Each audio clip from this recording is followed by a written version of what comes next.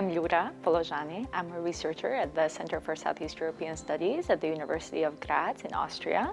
I'm currently researching with the Connekt project, but generally I also research citizenship, social movements, but also radicalization and violent extremism. At the University of Graz, we are kind of if you look at the project, we have 8 countries and then we have 2 regions.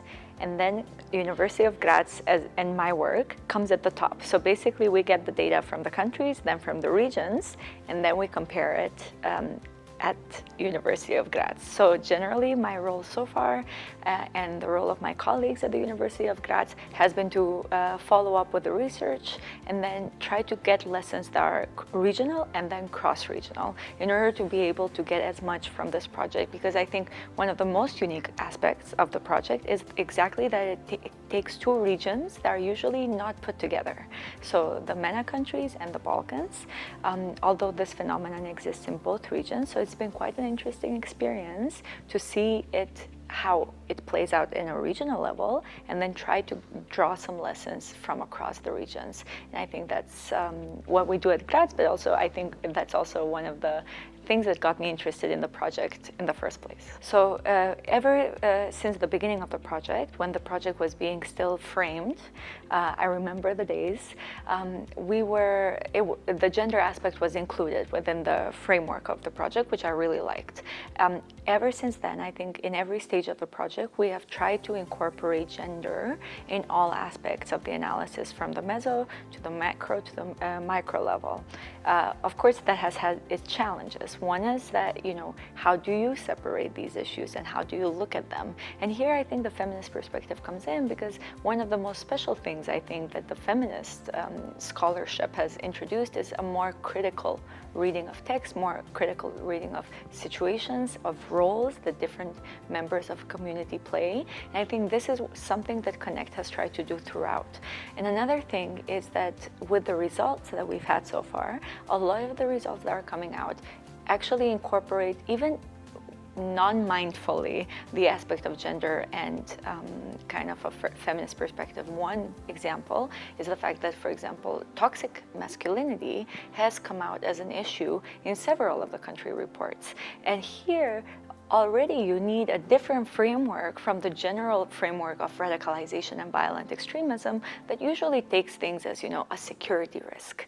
And it's only these harder concepts. With the feminist perspective and with the gender perspective, what we look at is these things that are usually called the soft approaches, but they're not soft at all. I think toxic masculinity and the fact that it leads to radicalization, it leads to violent extremism. I think these are issues that we would not have seen had we not been kind of attuned to these different levels of analysis. And I think having a macro, a meso, and a micro level has allowed us to go deeper and deeper and deeper into the community to be able to see these nuances. Because I think at the macro level, I don't think we reflected on gender as much as we could have because of the nature of the analysis, right? It's at the macro, at the institutions. So we only look at what institutions want to see. But then the further we go into the meso and the micro level, the more we see how gender and how different, more critical perspectives are necessary in order to research this subject. I think, as you know, we are now at a workshop, at the end of a workshop, and one of the aspects that I think has been very important is that we've been very open about discussing the research of emotions, political emotions. And I think this is a very interesting aspect, because I think the affect and the emotions that are involved in radicalization and violent extremism are often left to the side, or they're only addressed when we're talking about women.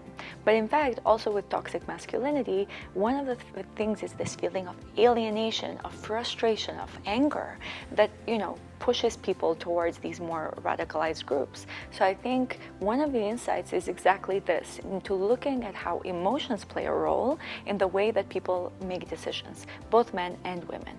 Another insight I think that has come out is we initially started and we were looking strictly at Islamist radicalization and violent extremism because that's more widely accessed in literature, also because of not only prejudice, but also donor interest and so on.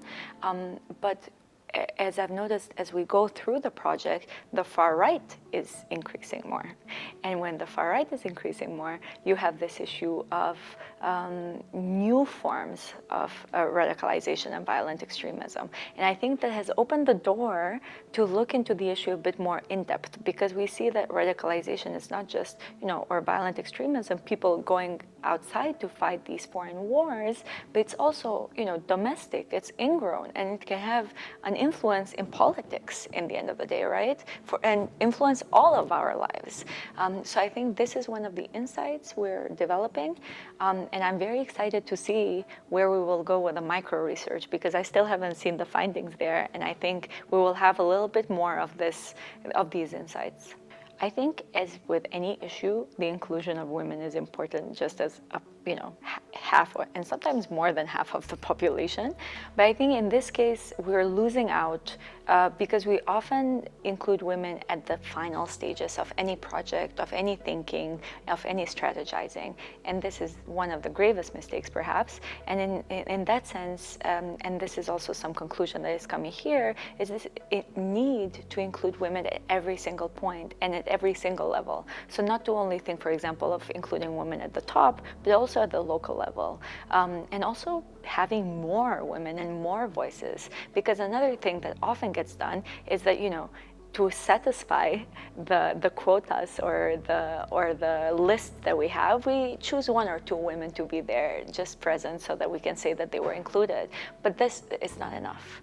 It's not enough for those women. It doesn't give them the safe space to operate.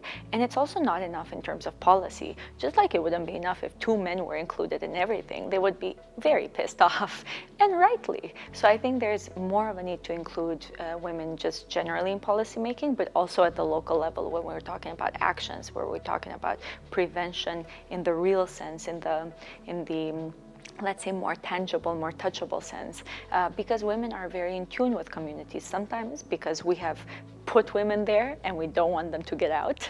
But let's use that in order to be able to build stronger communities, and also to get women out of this role that we have imposed on them for, well, we can say centuries. I think we would be safe to say. Yesterday we were walking around the beautiful city of Tarragona, and we went to this circus part, and they were showing us where the women and the slaves used to sit, because of course they didn't have civic rights in the Roman Empire. And then some of the women there commented like, not that much has changed. So in that sense, I think there's a need for more accelerated change. And I think especially when we talk about these issues that affect our politics, our societies, our safety, our schools, our children, our own everyday life, I think it's very important to have more women's voices, but also include them in the actions. They should be included by being heard. I think one of the things is that very often women will say what the solution is, and they're just not listened to, or it's like, oh, great, thank you, goodbye. So I think being heard, I think hearing is a very active, and we always take it as a passive thing, like, okay, I heard, but no. Hearing and actually implementing things. I think that is point number one.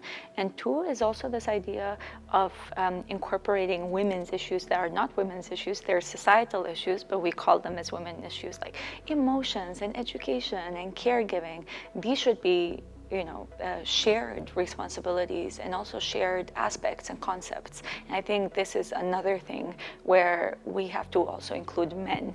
So it goes both ways. We have to include women and where we have mostly men, and we have to include men where we have mostly women. And I think this is also the best way to hear each other and to understand the needs of each other. And so far we haven't done that so much. I think it's mostly, let's include you at one step and then forget you at the next step. And I think this is the last point, the importance of follow-through. In this project, we have seen how many strategies exist in every single country, right? But where do these strategies lead? What is the evaluation? They are beautiful documents that often get disregarded or not followed through. And I think the importance of follow-through, especially in these issues, is imperative. And here, I think when we talk about women's inclusion, that is perhaps one of the things that gets disregarded most quickly, because it's not an immediate security issue. According to, it's usually they focus on the violence, or they focus on the immediate threat, but not at these scales of threat that are waiting to happen. And I think this is a place where we can start kind of incorporating a more forward-looking and a more responsible way of doing politics and policy. I guess number one is warmth. Of course, Tarragona at this time of year is very warm, but I think also the mood of the whole workshop was, one of warmth, when you feel comfortable and you can share your thoughts and also your feelings. I think many of the participants were also sharing their feelings and their experiences, which I think always makes room for creative ideas. Because if you're only talking about hard truths or facts, it's very often that people will focus on these big words and then not look at the, at the meat that makes an issue really worth it. So I think in this sense, it's been a very enlightening experience, because women have been very open, the women and the men who have participated in the workshop. They've been very open, they've been very forthcoming, and I think that was quite a refreshing take. And lastly, I really like the fact that we've combined kind of art and emotions and kind of these more, let's say, creative forms of expression to our thought, because I think with Connekt, we can totally do this. It's a very big project with so many layers that I think at the end of the day, thinking outside of the box, especially in an issue where you rarely ever think outside of the box, it's always very strict. I think just starting to be a bit more open and creative will be, I think, the solution for us as Connekt moving forward. So I think Tarragona has been kind of a spark that can have us thinking more about more open and more creative ideas.